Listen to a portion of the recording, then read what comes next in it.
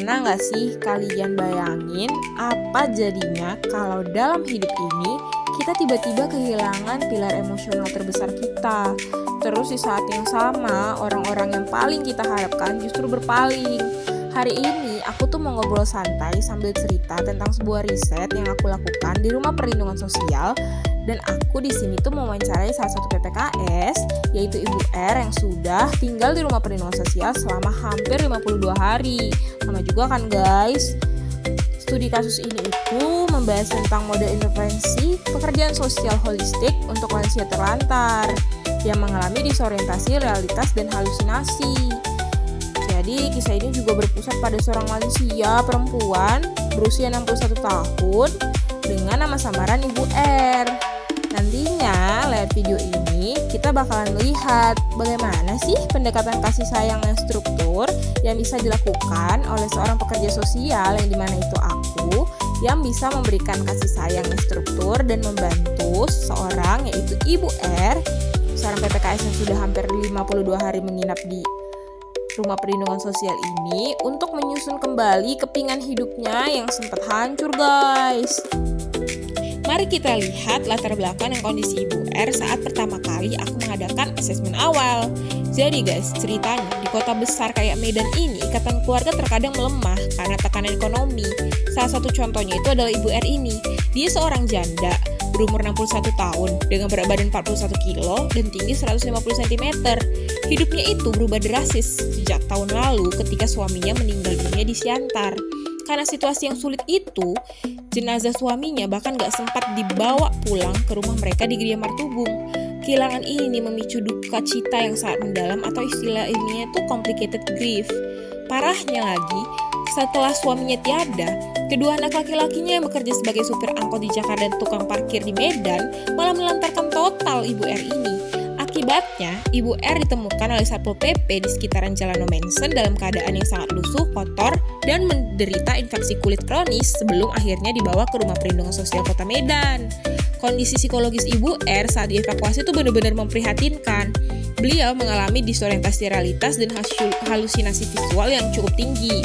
Ibu R sering banget menunjuk sudut-sudut kosong di sekitar dan menganggapnya sebagai rumah tetangganya. Beliau ini juga terus-menerus minta pulang karena adanya delusi kalau rumahnya habis kerampokan. Kalau diajak ngobrol panjang, bicaranya suka melompat-lompat gak terarah atau tangential. Meskipun kalau ditanya identitas diri sih masih bisa menjawab, tapi singkat. Padahal kalau melihat masa lalunya, Ibu R ini dulunya dikenal sebagai sosok istri yang sangat memperhatikan penampilan dan pandai merias wajah loh guys. Jadi perubahan drastis menjadi sosok yang lusuh dan tidak peduli kebersihan ini menunjukkan betapa hancurnya seorang Ibu R akibat trauma yang memang belum selesai karena kehilangan suaminya itu guys. Nah, untuk membantu Ibu R ini, aku menggunakan pendekatan kualitatif dengan desain studi kasus. Jadi, selama 52 hari masa praktik kerja lapanganku itu, data dikumpulkan lewat wawancara mendalam guys, observasi partisipatif, serta alat pemetaan sosial seperti genogram untuk melihat struktur keluarga 3 generasi dan ekomap untuk menganalisis hubungan Ibu R dengan lingkungan sekitarnya. Kalau dianalisis pakai teori sistem ekologis Bronfenbrenner, kelihatan banget kalau fungsi sosial Ibu R itu rusak total karena hancurnya tingkat mikrosistem, yaitu hubungan dengan kedua anaknya yang mengalami disfungsi parah karena pengabaian. Kalau untuk mengevaluasi seluruh proses intervensi dari awal sampai akhir, riset ini tuh aku pakai kerangka evaluasi model CIPP, singkatan dari konteks, input, proses, dan produk. Jadi dimensi konteks melihat kebutuhan real si Ibu R. Dimensi input memastikan kesiapan sumber daya seperti makanan 3 kali sehari yang dilakukan di RPS, sabun antiseptik, layanan medis puskesmas keliling, dan bimbingan rohani Kristen setiap hari Jumat. BTW, Ibu ini beragama Kristen Protestan ya guys. Nah, dimensi proses selanjutnya itu adalah memantau pendampingan harian seperti mengobati kulit, sesi terapi, hingga usaha melacak keberadaan keluarganya. Dan yang terakhir itu adalah dimensi produk, digunakan untuk mengukur perbandingan kondisi Ibu R sebelum dan sesudah intervensi dilakukan. Nah guys, fun fact yang harus kalian tahu, aku ini kan sebenarnya lagi menjelaskan tentang riset yang aku tulis atau laporan yang sudah aku tulis, tapi dalam bentuk fun, sambil aku bercerita santai sama kalian. Tapi aku nggak pengen juga kalian melupakan 5 tahapan itu. Tadi itu kita udah melaksanakan asesmen awal, dimana kita tahu latar belakang Ibu R ini. Terus kemudian kita sudah melaksanakan perencanaan, dimana aku menggunakan metode CIPP. Nah, selanjutnya ini, menurut kalian intervensi apa sih yang bakalan aku kasih? Nah, karena masalahnya Ibu R ini multidimensi, pendekatannya pun harus holistik atau menyeluruh. Jadi nggak bisa cuma fokus ke fisiknya aja karena dia mengalami penyakit gatal-gatal. Jadi yang pertama itu yang aku berikan adalah untuk penanganan psikologis. Jadi aku menerapkan praktik validation therapy dan reality orientation. Jadi caranya itu adalah dengan memvalidasi atau menerima emosi Ibu R terlebih dahulu supaya beliau nggak merasa dipojokkan. Baru setelah itu perlahan diorientasikan kembali ke realitas masa kini. Selain itu digunakan juga teknik reframing dari Cognitive Behavioral Therapy atau CBT untuk mengubah pikiran-pikiran otomatis yang cemas dan kesepian akibat ditinggal mati suami serta diabaikan anak-anak. Nah, yang kedua itu, aku ada penerapan teori aktivitas yang mendorong Ibu R untuk mau keluar dari isolasi diri dan mulai mengobrol serta beraktivitas dengan sesama warga binaan di RPS. Ada juga teori kontinuitas yang diterapkan dengan cara memulihkan higienitas pribadi dan penampilan fisik dari Ibu R supaya memori positifnya sebagai sosok yang rapi di masa lalu itu bisa bangkit lagi, guys. Nah, yang ketiga yang aku lakukan itu ya pemenuhan aspek spiritualnya. Jadi kan di RPS itu setiap Jumat ada tuh bimbingan spiritual. Karena kebetulan Ibu R beragama Kristen Protestan, RPS itu mengadakan keagamaan Kristen Protestan setiap hari Jumat.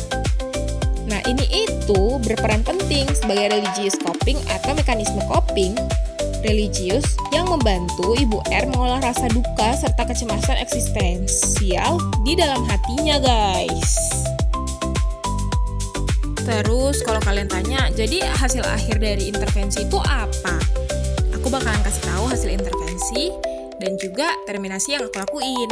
Jadi hasil intervensi holistik selama 52 hari ini benar-benar luar biasa dan menunjukkan peningkatan yang signifikan, guys.